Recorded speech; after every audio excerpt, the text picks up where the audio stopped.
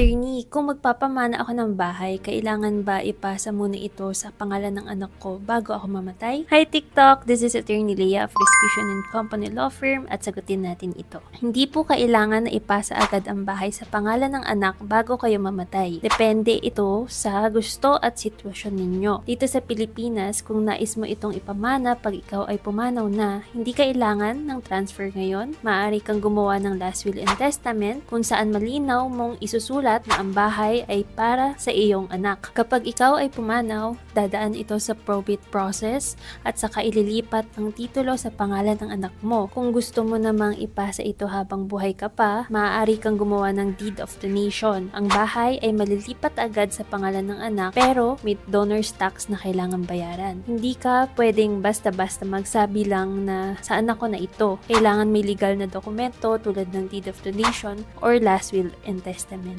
Kapag walang will, susundin ang batas ng succession. Ang ari-arian ay hahatiin ayon sa rules at hindi otomatikong mapupunta sa isang anak lang. Tandaan, may kaibahan ang mana pagkatapos ng kamatayan at donation habang buhay. Pareho silang may legal na proseso at buwis na dapat tandaan.